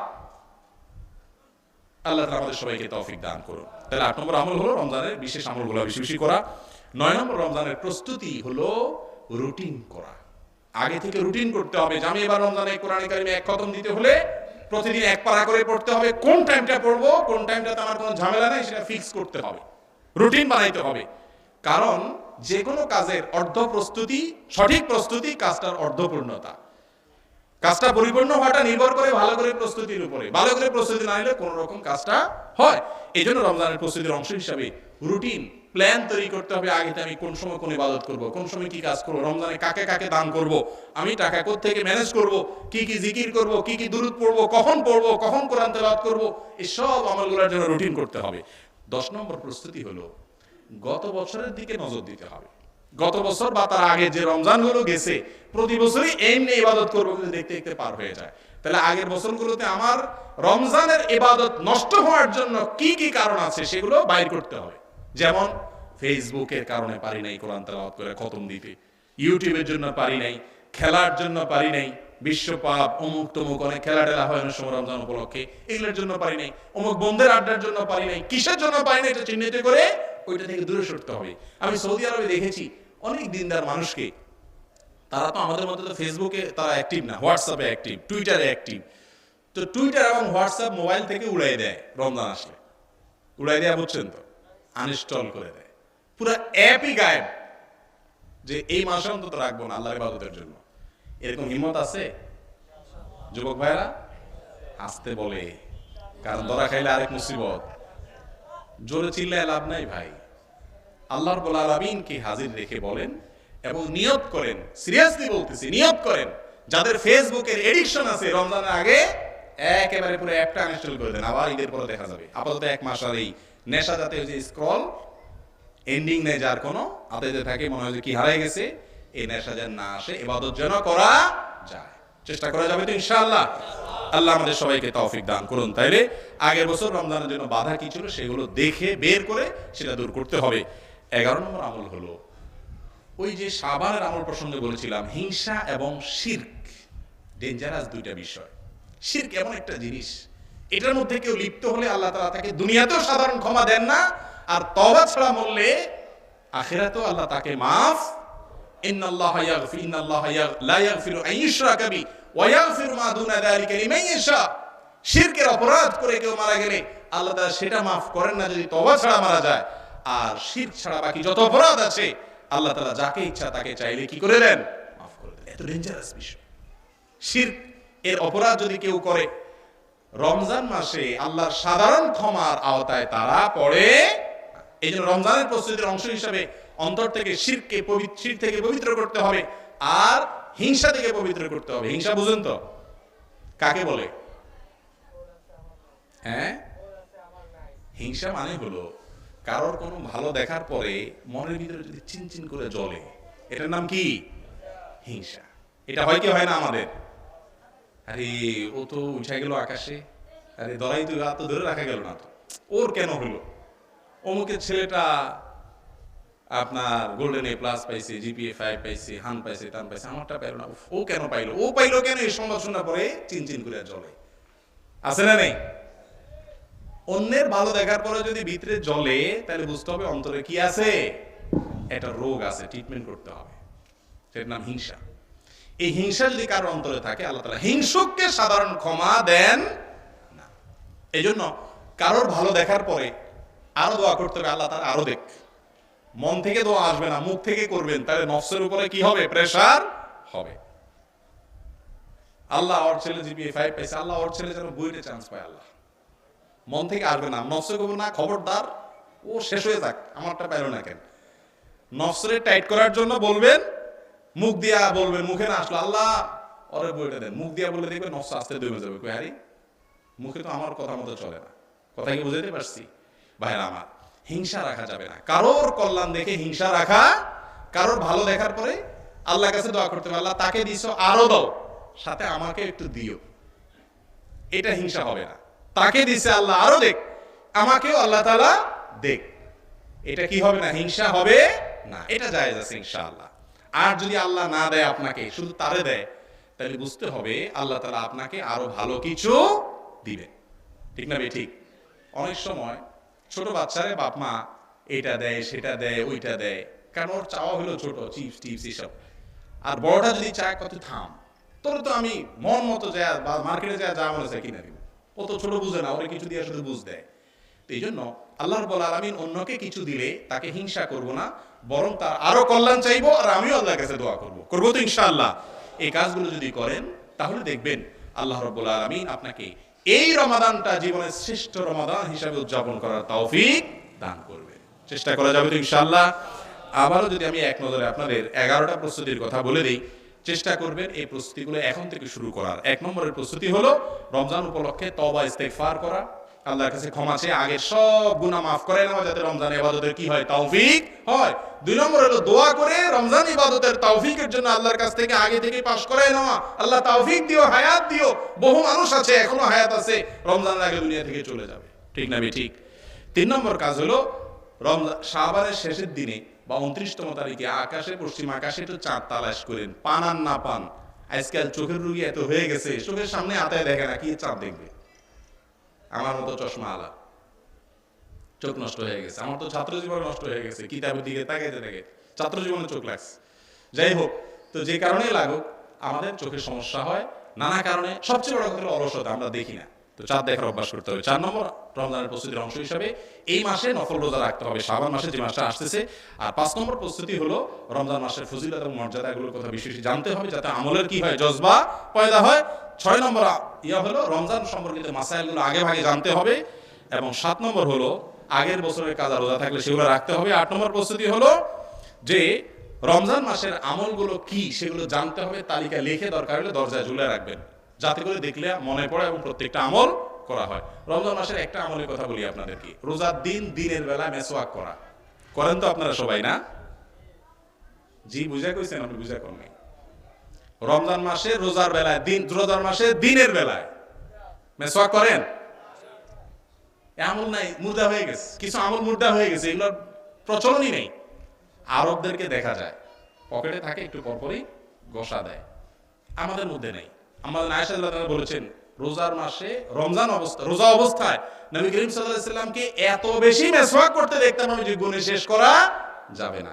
আমাদের মধ্যে তো অনেকে মনে করে মেসওয়াক করলে রোজাই ভেঙে যায় কিনা, আবার উল্টা, বরং মেসওয়াক কি করা উচিত, বেশি করে মেসওয়াকের যে কষ, এটা যদি পেটেও যায় কোনো অসুবিধা নাই, তবে ইচ্ছাকৃত পেটে নিবেন না, তুতুর সাথে ফেলে দিবেন। যদি চলে যায় তুতুর সাথে কোনো অসুবিধা নাই, বরং আরো বেশি বেশি মেসওয়াক করতে হয়। রমজান মাসে রোজা রাখার কারণে খালি মুখে থাকলে, না খাওয়ার কারণে বা দীর্ঘ সময় আপনার রোজা অবস্থায় থাকার কারণে মুখের মধ্যে দুর্গন্ধ হয় কি হয় না? এই দুর্গন্ধ আল্লাহর কাছে মেশক আমলের চেয়ে বেশি প্রিয়, তাই বলে আপনি ইচ্ছাকৃত দুর্গন্ধ বাড়াবেন, আরো বেশি করে মেসওয়াক করবেন। এই একটা আমলের কথা বললাম, আরো 19টা আমল আছে যার ম্যাক্সিমাম আমল সম্পর্কে আমাদের সমাজে আলোচনাই নেই, জানেই না, করবে কোত্থেকে? জানবো তো ইনশাআল্লাহ। রমজানের প্রস্তুতির অংশ হিসেবে তালিকাটা ঝুলে রাখবেন। আর 9 নম্বর প্রস্তুতির অংশ হলো রমজানে কখন কি ইবাদত করবেন, কাকে কি দান সদকা করবেন। কারণ রমজানের 20টা আমলের কখন কোনটা করবেন, এটার জন্য আগে থেকে রুটিন বানাবেন, আগে থেকে, এবং আগে থেকে প্রস্তুতি নেবেন যে আমি সব কাজ বাদ দিয়ে কিভাবে বন্দী করি, একটা মাসে আল্লাহকে সন্তুষ্টি অর্জন করব, তাকে অর্জন করব। আর 10 নম্বর হলো আগের বছরগুলোতে আমার ইবাদত বন্দেগী রমজানে কেন হয় নাই সেগুলো বের করে চিহ্নিত করে সেগুলো এখন থেকে দূর করার চেষ্টা করা। আর 11 নম্বর আমল হলো বা প্রস্তুতি হলো রমজান মাস উপলক্ষে নিজের অন্তরকে শিরক এবং হিংসা থেকে পরিপূর্ণ কি করা, পরিচ্ছন্ন করা। আমার কোনো শত্রু নাই, আমি কারোর প্রতি হিংসা করি না, সবার কল্যাণ চাই। ভাইরা আমার, একটা হাদিস বলে শেষ করি। এক সাহাবী সম্পর্কে নবী আলাইহিস সালাম সাহাবা একরামকে বলেছেন, একটা লোক গেছে, বললেন যে এই লোকটা হলো জান্নাতি। চিন্তা করে দেখেন, কে বলছেন? নবী করিম সাল্লাল্লাহু আলাইহি ওয়াসাল্লাম। একটা লোক সম্পর্কে লোকটা জান্নাতি, এর মতো সৌভাগ্যবান মানুষ আছে? ডাইরেক্ট জান্নাতের কথা বলে দিয়েছিল বেশি। সাহাবা একরাম তো অস্থির হয়ে গেছে, লোকটা জান্নাতি। আমরা হলে যদি শুনতাম যে অমুক লোক জান্নাতি, তার সাথে এসে একটা সেলফি তুলতাম, ঠিক না বেঠিক?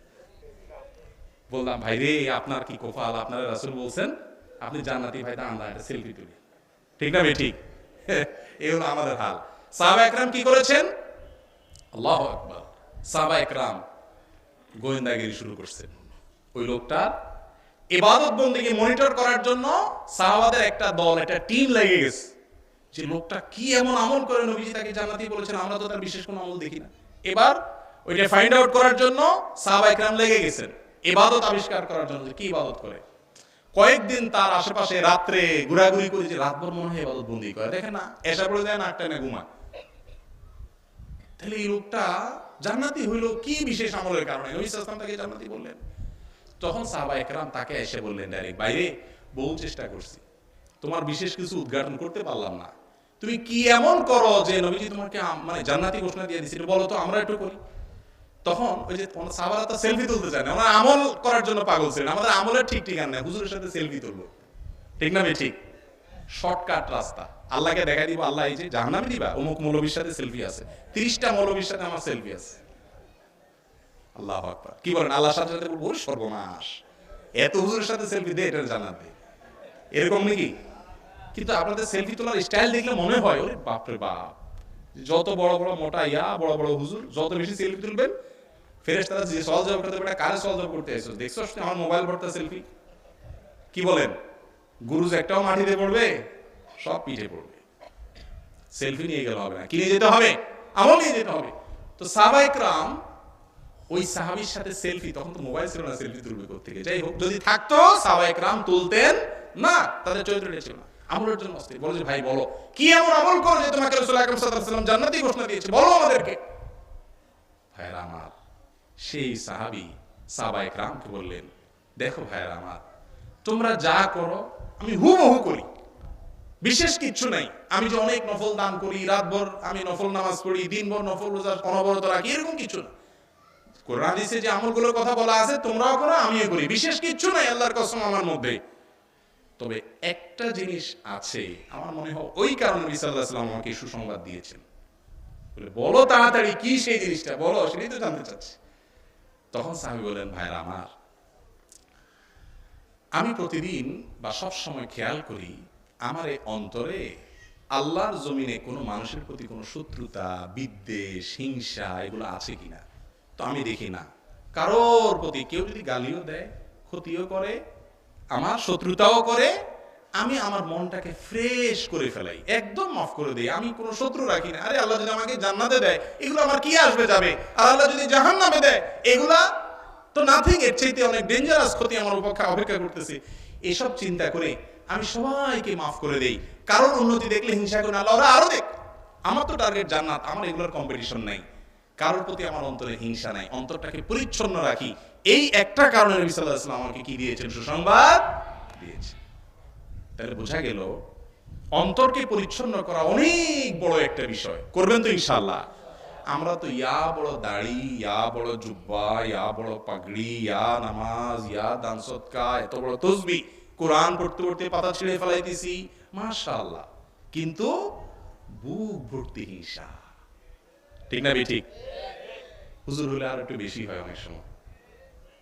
এক মাহফিলে হুজুরের গোষ্ঠী উদ্ধার করে, আরেক হুজুর এসে তার গোষ্ঠী উদ্ধার করে। আবার ভক্তরা প্রশ্ন দিয়ে দেয় যাতে বিরুদ্ধ পার্টির গোষ্ঠী উদ্ধার করে, আরেক ভক্তরা আরেক হুজুর আনায়া ওই আগের হুজুরের গোষ্ঠী উদ্ধার করে। জান্নাতি হওয়ার লক্ষণ না এগুলা? ভাইরা আমার, অন্তরকে সাফ করবেন তো ইনশাআল্লাহ? আমি নিয়ত করতেছি, আপনারাও নিয়ত করেন। আমাদের কোনো শত্রু থাকবে না, সকল শত্রুকে আমরা আল্লাহ সন্তুষ্টি করার জন্য মাফ করে দিব, অন্তরকে হিংসা মুক্ত করব। কারণ উন্নতি দেখা হিংসা করব না, বরং তার জন্য আরো দোয়া করে দিব, আল্লাহ তাআলা আরো দেখ। আল্লাহ তাকে দিলে আমার কোনো ক্ষতি আছে? কোনো ক্ষতি নাই। তাকে দিয়েছে কে? আল্লাহ। যে আল্লাহ দিয়েছেন, যদি আমি হিংসা করি তাহলে আল্লাহর ফয়সালার বিরুদ্ধে আমি কেমন জানি অবস্থান নিয়েছি, যেটা আল্লাহর বিরুদ্ধে বিদ্রোহের শামিল। আপনারা কি জানেন সৃষ্টি জগতে সর্বপ্রথম অপরাধ কোনটা হয়েছে? জানেন? জেনা, সুদ, ঘুষ, বাবা মার অবাধ্যতা, নামাজ তরক করা, রোজা ভেঙে ফেলা, যাকাত না দেওয়া, যত কবিরা গুনাহ আছে, আল্লাহর সৃষ্টি জগতে সর্বপ্রথম অপরাধ কোনটা ছিল জানেন? হিংসা, হাসাদ। ইবলিসের মনে আগে হাসাদ আসছে, হিংসা আসছে। কি মাটির তৈরি আদমরে আমার সিজদা করা লাগবে? কি আসছে অন্তরে আগে? খালাকতাহু মিন তিন, খালাকতানি মিন নার ওয়া খালাকতাহু মিন তিন। আল্লাহ আমাকে তো আগুন থেকে সৃষ্টি করছে, আগুন তো দাউ দাউ করে উপরের দিকে জ্বলে, আর মাটি তো সে মাটি নিচে পড়ে থাকে। এই জন্য তার অন্তরে আগে কি আসছে? হিংসা। এরপরে আসছে অহংকার। এরপর আসছে কি? অহংকার, বা দুইটা একসাথে আসছে। তাহলে হিংসা থেকে ইবলিস হয়েছে, আর সেই হিংসা না থাকার কারণে ওই সাহাবী জান্নাতি হয়েছে। অন্তরকে সাফ করবেন তো ইনশাআল্লাহ? ইমানদারের গুণাবলী নাই ভাই। আজ আমার ইচ্ছা ছিল ইমানদারের গুণাবলী নিয়ে কথা বলা আজকে, কিন্তু সময়ও নাই, অনেক সময় হয়ে গেছে, রাত গভীর হয়েছে, আজকে আর না। আল্লাহ তৌফিক দিলে অন্য কোথাও বা অন্য কোনো সময় আমরা ইমানদারের সিফাত উল্লেখ করবো। এগুলো নাই এখন আমাদের মধ্যে। ইমান আছে, আকীদা বিশ্বাস সহি আছে, এরকম মানুষ পাওয়া যায়, নামাজি মানুষ পাওয়া যায়, কিন্তু উত্তম আখলাক এবং মুআমালা আলা মানুষ এখন খুব একটা পাওয়া যায় না। বাইরে লেবাস টেবাস সবই ঠিক আছে, কিন্তু ভেতর পুরাটাই পচা। ঠিক না বেঠিক? অন্তরকে সাফ করবো তো ইনশাআল্লাহ। আবার ওই অন্তর সাফ করা গ্রুপে থাকে না যারা বলে যে অন্তরের পর্দা বড় পর্দা, তারা আবার নামাজ কালাম পড়া শুধু বেতন নিয়ে থাকে। ওইটাও ইসলাম না। ইসলাম হলো আল্লাহ কোরআনে বলেছেন ওয়াজারু যাহিরাল ইসমি ওয়া বাতিনা, বাহিরও ঠিক করতে হবে, ভেতরও অন্তরকেও ঠিক করতে হবে। আল্লাহ তাআলা কোরআন এবং হাদিসের আলোকে যে কথাগুলো আমরা শুনলাম আমাদের সবাইকে আমল করার তৌফিক দান করুন। আমরা জুমার রাতের ফজিলত এবং বিশেষ একটা করণীয় নিয়ে কথা বলেছি। মেরাজ সম্পর্কে কিছু ধারণার সংশোধনী এবং করণীয় বর্জনীয়, মেরাজের শিক্ষা নিয়ে আমরা কিছু কথা বলেছি। শাবান মাস উপলক্ষে 5টা করণীয়ের কথা বলেছি। রমাদানকে সঠিকভাবে, সুন্দরভাবে, সফলভাবে, সার্থকভাবে কাটানোর জন্য, ইবাদতের ঘাটতি পুষিয়ে নেওয়ার জন্য, মৌসুম হিসাবে ব্যবহার করার জন্য, রমাদানের যথাযথ উপযুক্ত ইউজের জন্য 11টি প্রস্তুতির কথা বলেছি। 4টা সাবজেক্টের উপরে বিচ্ছিন্ন কিছু কথা বলেছি। যদি ভালো কিছু বলে থাকি ফামিনাল্লাহ, আল্লাহর পক্ষ থেকে, ওয়াইন আখতাতু ফামিন্নী ওয়া মিনাশ শাইতান, যদি ভুল কিছু বলে থাকি, আমার কথার ভিতরে ভুল কিছু হয়, তাহলে এটা শয়তান থেকে আসছে, আমার থেকে আসছে। আল্লাহ তাআলা আমাদের সবাইকে আমলের তৌফিক দান করুন। আপনাদের এই ব্লক মসজিদের পাশে যে হিফজখানা আছে, আমি ছোটবেলা থেকেই এই হিফজখানা দেখতেছি, অনেক দিন থেকে এই হিফজখানা চলে আসছে আলহামদুলিল্লাহ। যারা আপনারা এলাকাবাসী আছেন, খতিব সাহেবের ছেলে পর্যন্ত এখানে পড়ে আলহামদুলিল্লাহ। কোন মাদ্রাসাতে মোতায়েম সাহেবের ছেলে যদি পড়ে বা মসজিদের আশেপাশের হিফজখানাতে যদি খতিব সাহেব সাহেবের ছেলে পড়ে, তাহলে বুঝতে হবে পড়াশোনার মান ভালো। কথা বুঝতে পারছেন? অনেক সময় দেখা যায় আমাদের রাজনৈতিক নেতারা নিজে রাজনীতি করে আর ছেলেটারে লন্ডন পাড়ায় দেয় পড়াশোনার জন্য। ঠিক না বেঠিক? এর মানে হলো বাবা এই ধ্বংসের রাস্তায় আমি আসছি, তুই বাইসা থাক। ঠিক না বেঠিক? এখন আমাদের ইমাম সাহেবরা, খতিব সাহেবরা নিজেরা মাদ্রাসায় করে ছেলে যদি আরেক জায়গায় পড়ায়, একই বিভাগ এখানে থাকার পরে, তাহলে বুঝতে হবে পড়াশোনা কি আছে, ঝামেলা সবসময় আবার জরুরি না, কায়দা করলিয়া না, মানে বেশিরভাগ ক্ষেত্রে হয়। যেহেতু এখানে খতিব সাহেবের ছেলেও পড়তেছে, ইমাম সাহেব নিজের ছেলেও এখানে পড়ান, আমি দেখলাম, অতএব এটা ভালো হেফজখানা। আমরা দোয়া করি এই হেফজখানার পাশে আপনারা দাঁড়াবেন, সাহায্য করবেন। আমার ছাত্র জীবনে এই বড় একটা অংশ কেটেছে দেশের বিভিন্ন জায়গায়, যশোরে একটা বড় অংশ কেটেছে। যখন মাদ্রাসায় যাইতাম আসতাম, অনেক মানুষ স্নেহ করতেন, আদর করতেন তাদের। অতএব এই যে তালেবে ইলমরা এখানে পড়ে, দান করে, দাক্ষিণা করে, সাহায্য সহযোগিতা করে, বুদ্ধি দিয়ে, পরামর্শ দিয়ে, আন্তরিকতা দিয়ে এই প্রতিষ্ঠানে সহযোগিতা করবেন। এক সময় এই বাচ্চাগুলোর ভিতরে লুকিয়ে আছে অনেক বড় আলেম ইনশাআল্লাহ। হতে পারে কি পারে না? গাছের ছোট ছোট বীজ আছে না, বীজ, এই বীজ যখন ফেলে, যে ফেলে সেও জানে না কোন বীজটা বিশাল বড় গাছ হবে। জানে কিছু বীজ আছে এগুলো কোন রকম একটু অঙ্কুরটা গজায়, এরপরে মানুষ এটার উপরে পাও দিয়ে পাড়ায় পিষ্টে করে দিয়ে যায়, শেষ ওইটা ওখানে। ঠিক না বেঠিক? আবার কিছু আছে অঙ্কুর থেকে বাইর হইয়া এ আঙ্গুল বা আধা বিঘত পরিমাণ হয়, ছাগল সাহেব আইসা ওইটা গ্রাস করে খায় ফেলা, ওই পর্যন্ত ওইটার হায়াত শেষ। আবার কিছু বীজ আছে যে বীজগুলা ওই বিগত পার হইয়া হাতার চাইতে বড় হয়ে যায়, গরু সাহেব আইসা ওইটা সাবাড় করে খায় ফেলে, ওইটা ওখানে শেষ। আবার কিছু বীজ আছে যে ওই ছোট থেকে ছাগলের মুখ, গরুর মুখ সবগুলা থেকে বাইচা মাশাআল্লাহ একটু বড় হয়। তখন এবার আসে মানুষ সাহেব আইসা বৃক্ষ নিধন করে, গোড়াতে কেটে দেয়। আছে না নাই? আর কিছু আছে ছাগল, গরু, মানুষের পাও বৃক্ষ নিধনকারী সবাই থেকে আল্লাহ রক্ষা করে তাকে বিশাল বড় মহিরু করে দেয়। এবার কেউ কাটতে 10 বার চিন্তা করে। ঠিক না ভাই? ঠিক। তো কোন বীজটা মহিরু হবে এটা বীজ যে লাগায় সেও জানে না। এই মাদ্রাসায় যে বাচ্চাগুলো পড়ালেখা করছে এদের ভেতরে হয়তো একজন শেখ সুদাইস বসে আছেন, আল্লামা তাকি উসমানী হাফিজাহুল্লাহ বসে আছেন, বিশ্ববিখ্যাত বড় উলামা ইকরাম বসে আছেন। আমরা হয়তো এদেরকে চিনতেছি না, ছেঁড়া জামা, কিন্তু ওর ভিতরে হয়তো লুকায়িত আছে বিশ্ববিখ্যাত আলেম হওয়ার বিষয়টা। ঠিক না ভাই? ঠিক। এই জন্য এই বাচ্চাগুলোকে আদর করা, স্নেহ করা, সাহায্য সহযোগিতা করবেন তো ইনশাআল্লাহ। আবার বলছি, আমাদেরকে যারা ছোটবেলায় মাদ্রাসায় পড়েছি আমাদেরকে অনেক মুরব্বীরা স্নেহ করেছেন, ভাইয়েরা স্নেহ করেছেন, আদর করেছেন। তাদের কথা এখনো অনেক দৃশ্য এখনো চোখের সামনে ভাসে, দিল খুলে দোয়া আসে তাদের জন্য। ওলামাদেরকে মহব্বত করবেন, তালেবে ইলমদেরকে মহব্বত করবেন, ওলামাদের সোহবতে থাকবেন, ওলামাদের পরামর্শে চলবেন। একা একা চলবেন না, শয়তান গ্রাস করে নেবে। নিজে নিজে পণ্ডিত হবেন না, শয়তান গ্রাস করে নেবে। ওলামায়ে কেরামের পরামর্শের বাইরে যাবেন, বেশি বুঝবেন, ধরা খাওয়ার সম্ভাবনা 99%। কথা কি বুঝাতে পারছি? ফিতনার যুগ ভাইরা আমার। আল্লাহ তাআলা আমাদের সকলকে কোরআন হাদিস অনুযায়ী চলার তৌফিক দান করুন। হাদা ওয়া সাল্লি ওয়া সাল্লিমু আলা নবিয়িনা মুহাম্মদ ওয়া জাযাকুমুল্লাহু খায়রা।